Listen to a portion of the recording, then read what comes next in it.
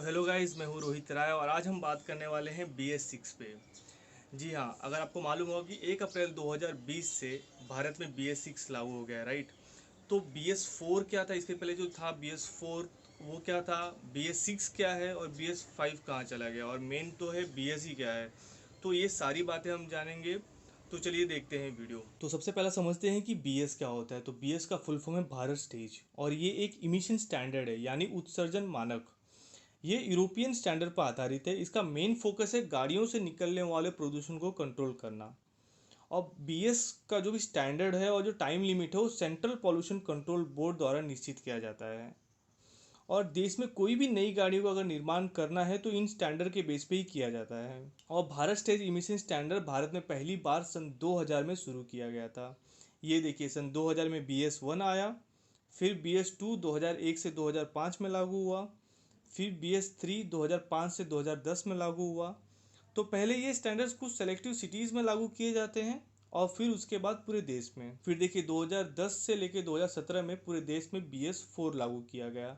और बढ़ते पॉल्यूशन की वजह से 2016 में ही सरकार ने घोषणा कर दिया कि भाई अब हम BS5 नहीं 2020 में लाएंगे, अब हम लाएंगे सीधा BS6 लाएंगे। तो 2020 में पहले आने वाला था BS5, लेकिन बढ़ते पॉल्यूशन की वजह से सरकार ने डिसीजन लिया कि अब BS6 जो है 2020 में लेके आएंगे। अब जैसे BS के नंबर बढ़ते जाएंगे, जैसे BS1 हो गया, BS2, BS3, BS4, BS5, BS6, अब जैसे नंबर बढ़ते जा रहे हैं वैसे पोल्यूशन को लेके स्टैंडर्ड जो है वो और स्ट्रिक्ट होते जाएंगे। मतलब जैसे नंबर बढ़ते जाएंगे वैसे गाड़ियों से निकलने वाले जो पोल्यूशन है वो और कम होते जाएंगे। तो पहले जान लीजिए कि गाड़ियों से क्या क्या पोल्यूशन निकलते हैं। तो जो पेट्रोल डीजल वाली जो इंजन वाली गाड़ियाँ होती हैं, तो जब वो चलती हैं तो उसमें से निकलते हैं carbon dioxide CO2, carbon monoxide CO, hydrocarbon SC, nitrogen oxide NOx और पर्टिकुलेट मैटर जैसे पॉल्यूटेंट जो है निकलते हैं इसमें से। इस तरीके से जो प्रदूषक है वो निकलते हैं, और ये एक इंसान के लिए और पर्यावरण के लिए बहुत ही हानिकारक हैं, ये जितने भी पॉल्यूटेंट हैं। तो अब देखते हैं कि क्या डिफरेंस है BS4 और BS6 में। तो सबसे मेन जो डिफरेंस है वो है फ्यूल में यूज़ होने वाला सल्फर की मात्रा। क्योंकि जब सल्फर युक्त फ्यूल जलता है तब वो और पोल्यूटेंट को रिलीज करता है।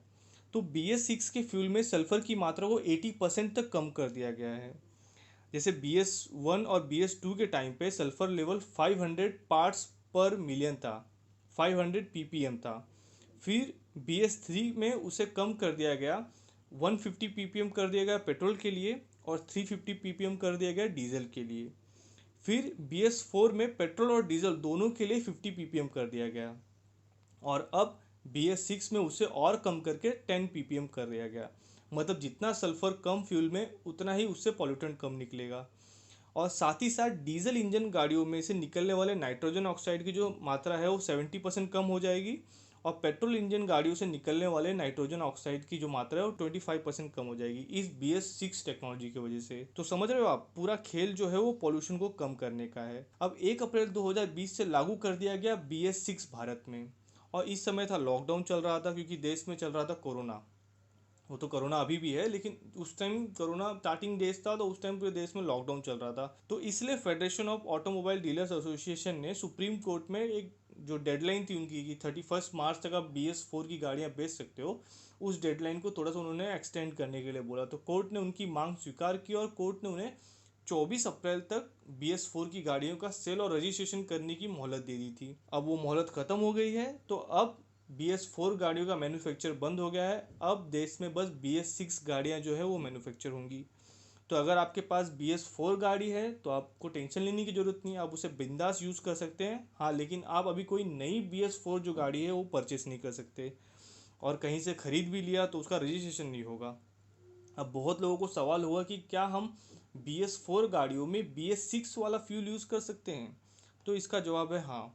अगर आप पेट्रोल वाली BS4 गाड़ी यूज़ कर रहे हो तो उसमें कोई प्रॉब्लम नहीं आएगी।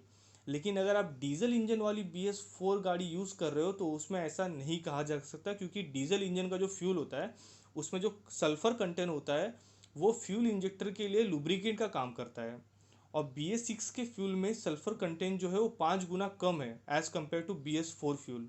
इसलिए लुब्रिकेंट की कमी की वजह से लंबे समय बाद फ्यूल इंजेक्टर में प्रॉब्लम आ सकती है। और एक सवाल ये भी उठ रहा होगा कि अगर आपने BS6 गाड़ी ले ली तो क्या इसमें BS4 वाले गाड़ियों का फ्यूल यूज़ कर सकते हैं? तो यहाँ भी सेम, अगर गाड़ी पेट्रोल वाली है तो कोई प्रॉब्लम नहीं होगा, लेकिन अगर डीजल इंजन वाली गाड़ी है तो उसमें प्रॉब्लम आ सकती है। ऑटोमोबाइल्स मैन्युफैक्चर को BS6 के लिए अपनी टेक्नोलॉजी जो है अपग्रेड अपग्रेड करनी पड़ी, और इसका सीधा मतलब है कि वो कॉस्ट गाड़ी के वैल्यू में ऐड हो जाएगा। और भारत के ऑटोमोबाइल इंडस्ट्री 10% रॉ मटेरियल जो है चाइना से इंपोर्ट करती है, लेकिन कोरोना की वजह से चाइना में प्रोडक्शन कम हो रहा है और साथ ही साथ इंपोर्ट भी कम हो रहा है भारत में, जिसका सीधा इफेक्ट जो है प्रोडक्शन पे हो रहा है, और ये सबका सीधा इफेक्ट आपके जेब पर होगा। लेकिन एनवायरनमेंट के बारे में सोचना है तो बढ़ती हुई प्राइस को इग्नोर करना होगा। तो आई होप गाइस आपको ये टॉपिक क्लियर हो गया होगा, और इसी के साथ गाइस प्लीज़ चैनल को लाइक कीजिए, सब्सक्राइब कीजिए और अपने दोस्तों में शेयर कीजिए। तो इसी के साथ मैं लेता हूँ आपसे विदा। धन्यवाद।